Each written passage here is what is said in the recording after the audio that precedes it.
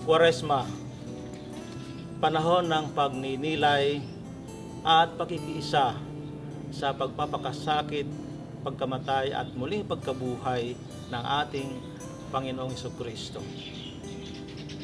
Ang panahong ito ng Kwaresma ay panahon ng masidhi at matinding pagkakawang gawa, pag-aayuno at pananalangin.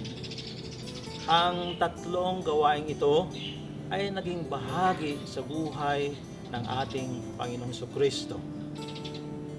Pagkakawang gawa, inialay niya ang kanyang buong buhay, talino, kakayahan at ang kanyang panahon hanggang sa maialay niya ang kanyang buhay, binuhos na ang kanyang dugo sa kamatayan man sa krus. Ang pangalawa ay ang pag-aayuno. Pag-aayuno, ibig sabihin ay titingnan natin yung ating mga luho sa mga bagay, sa mga pagliliwaliw, sa mga pagkain, inumin man, unti-unti natin isinasantabi. Nagsasakripisyo tayo para sa kapakanan ng ating buhay at para din sa kapakanan ng ating kapwa. Pagsasakripisyo. At ang pangatlo ay ang pananalangin. Alam niyo, ang pananalangin ay para bagang hangin na kung wala ang hangin tayo mamamatay. Ang panalangin ay bahagi sa ating buhay. Kung wala ang panalangin, tayo rin ay mamamatay spiritually. So, ang sabi again ni Jesus, without me, you can do nothing. Kung wala ako, wala kayo magagawa. Mahalaga ang pagdarasal, pagsisimba, lalo na ngayong panahon ng Kwaresma, at pagtanggap ng mga sakramento, lalong-lalo na ang sakramento ng pagbabalik loob at sa kumpisal. At naalaala ko tuloy yung dalawang magkaibigan na nanguhuli ng mga ibon.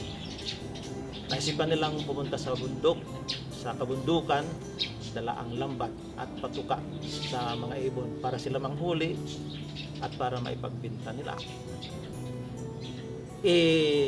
Nilapat nila ang kanilang lambat, nilatag doon at iniwan yung mga patuka.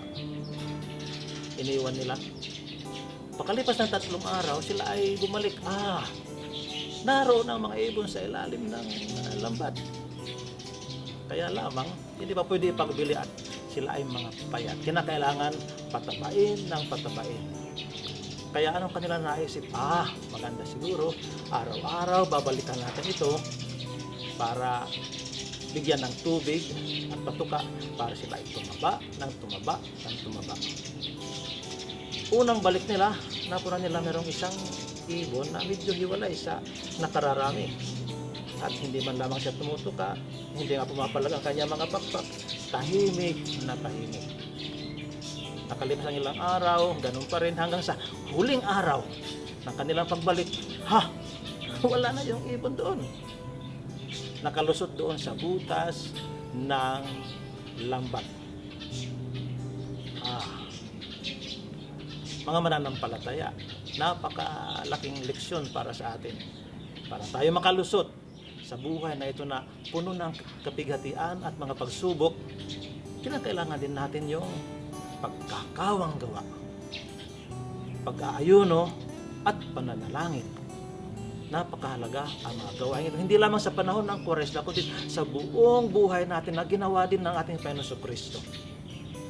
Naway ang panahon ito ng Kwaresma ay maging makahulugan at mabunga para sa ating lahat.